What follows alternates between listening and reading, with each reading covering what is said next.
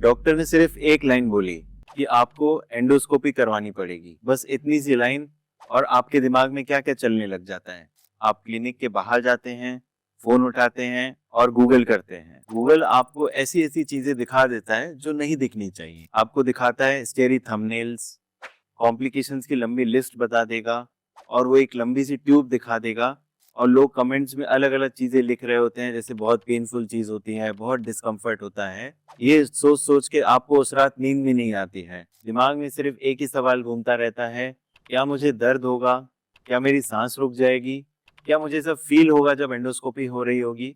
और सबसे बड़ा सवाल कि डॉक्टर को अंदर ऐसा क्या देखना है जिसके लिए मुझे ये टेस्ट करवाना पड़ रहा है। मैं हूं डॉक्टर एकांत बुधवानी, गैस्ट्रोएंटरोलॉजिस्ट, रायपुर छत्तीसगढ़ से। रोज मेरे पास पेशेंट्स आते हैं एसिडिटी, गैस, ब्लोटिंग या खाने निकलने में दिक्कत, और उन सब में बहुत लोग एंडोस्कोपी से ज्यादा उस प्रोसीजर के डर से परेशान होते हैं। इसीलिए आज इस वीडियो में मैं आपको एंडोस्कोपी रूम के अंदर ले जाऊंगा, बिल्कुल ऑनेस्टली दिखाऊंगा कि पेशेंट रूम में एंटर करने के बाद एग्जैक्टली क्या होता है, ट्यूब कितनी बड़ी होती है, क्या पेशेंट को होश रहता है, कितना टाइम लगता है इस प्रोसीजर को करने में, और वो हर एक चीज जो ज्यादातर टेस्ट के पहले कभी पता नहीं होती। तो चलिए हम एंडोस्कोपी रूम में चलते हैं। ये है एंडोस्कोपी रूम और ये है एंडोस्कोप।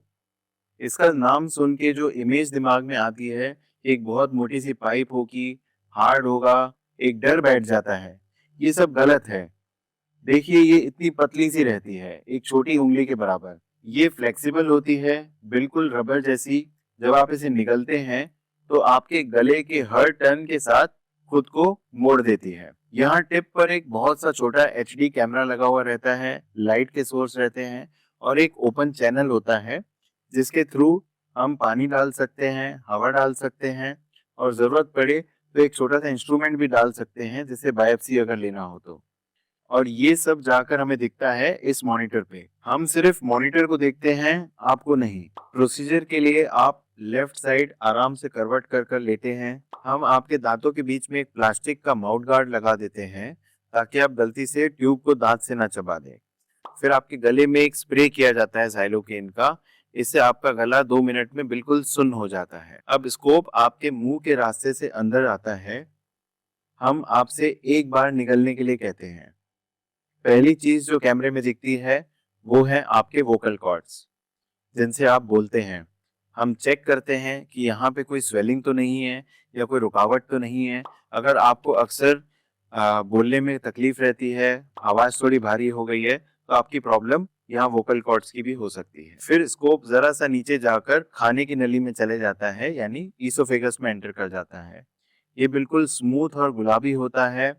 हम धीरे धीरे नीचे जाते हुए इसका एक एक वॉल को अच्छी तरीके से एग्जामिन करते हैं कि यहाँ पे कोई अल्सर तो नहीं है, किसी प्रकार की एसिड की वजह से चोट तो नहीं लगी हुई है, किसी प्रकार की सिकुड़न तो नहीं आ रही है। उसके बाद हम वहां पहुंच जाते हैं जहाँ खाने की नली पेट से मिलती है। इसे जी जंक्शन कहते हैं। एसिडिटी, हाइटिस हर्निया और एसिड रिफ्लक्स की सारी बीमारियों की कहानी यहीं से शुरू होती है। अब स्कोप पेट के अंदर आ गया है। यहाँ हम थोड़ी सी हवा देते हैं, कार्बन डाइऑक्साइड डालते हैं ताकि आपका पेट बलून की तरह थोड़ा फूल जाए और हम उसकी हर एक दीवार और फोल्ड को बिल्कुल साफ तरीके से देख पाए। यहाँ हम चेक करते हैं कि आपको कोई गैस्ट्राइटिस तो नहीं है, कोई अल्सर तो नहीं है। पेट में हम आगे प्रोग्रेस करते हैं तो पेट का आखिरी हिस्सा, जिसे हम पाइलोरस कहते हैं, वो एक छोटी ओपनिंग की तरह रहता है। वहां से हम पेट को एग्जिट करते हैं और छोटी आंत में पहुंच जाते हैं, जिसे हम डुओडेनम कहते हैं। डुओडेनम के 4 हिस्से रहते हैं, पर अपर जी एंडोस्कोपी हम पहले 2 हिस्से ही एग्जामिन कर पाते हैं। ये है डुओडेनम का पहला हिस्सा D1, जहां अल्सर सबसे ज्यादा कॉमनली पाए जाते हैं। फिर हम थोड़ा और अंदर चलकर D2 तक चले जाते हैं। यहाँ हम चेक करते हैं कि यहाँ के फोल्ड्स कैसे हैं, कोई अल्सर तो नहीं है, फोल्ड्स थोड़े फ्लैट तो नहीं हो गए। जैसे आपने कॉमनली एक डिजीज सुनी होगी, सीलिएक डिजीज, वहां पे प्रॉब्लम डिओडेनम के सेकंड पार्ट में ही मिलती है। यहाँ से हम एक बायोप्सी का टुकड़ा उठा लेते हैं। उसके बाद हम वापस आते हुए दोबारा से सारे हिस्सों को चेक करते हुए आते हैं। रिटर्न में सबसे पहले हम D1 को दोबारा सारी दीवारों को चेक करते हैं।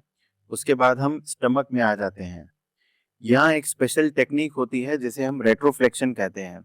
हम स्कोप को यू टर्न की तरह घुमा देते हैं ताकि पेट का ऊपरी हिस्सा, जिसे हम फंडस कहते हैं, और जी जंक्शन का अंदर का हिस्सा, वो भी हम एग्जामिन कर पाए कि यहाँ पे कोई गैस्ट्राइटिस या अल्सर तो नहीं है। उसके बाद हम दोबारा जी जंक्शन पे आते हैं, दोबारा उस चीज को एग्जामिन करते हैं, और इसके बाद हम धीरे धीरे स्कोप को बाहर ले आते हैं।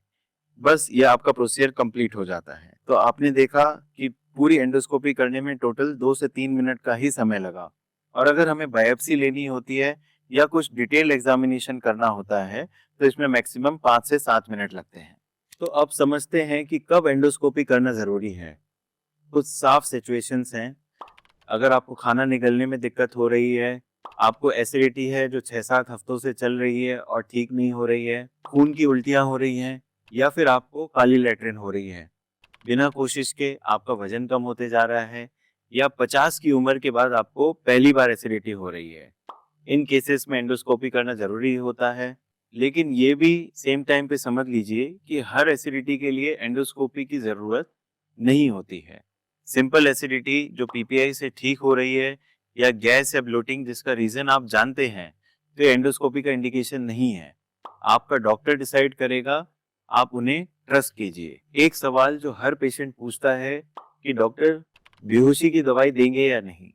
ऑनेस्ट जवाब, दोनों ऑप्शंस हैं और दोनों ही सेफ हैं। बिना सेडेशन के सिर्फ गले में स्प्रे करा के 70 से 80% पेशेंट यही करवाते हैं। प्रोसीजर के बाद तुरंत आप घर जा सकते हैं, ड्राइविंग भी कर सकते हैं। थोड़ा ऑकवर्ड फील होता है गले में, लेकिन दर्द नहीं होता है। दूसरा ऑप्शन है सेडेशन के साथ। इसमें आपको नसों में हल्की सी दवाई दी जाती है, इससे आपको थोड़ी सी नींद आती है। इसमें आपका जब प्रोसीजर हो रहा होता है तो आपको कुछ भी महसूस नहीं होता, लेकिन इसके लिए आपको अपने साथ एक फैमिली मेंबर को लेके आना चाहिए, और उस दिन आप ड्राइविंग नहीं कर सकते हैं। अगर आपको बहुत एंग्जाइटी होती है या पहले ट्राई किया है बट बहुत ज्यादा मुश्किल हुई थी एंडोस्कोपी करने में, तो थोड़ा सा सेडेशन ठीक है, वरना सिर्फ स्प्रे भी काफी रहता है।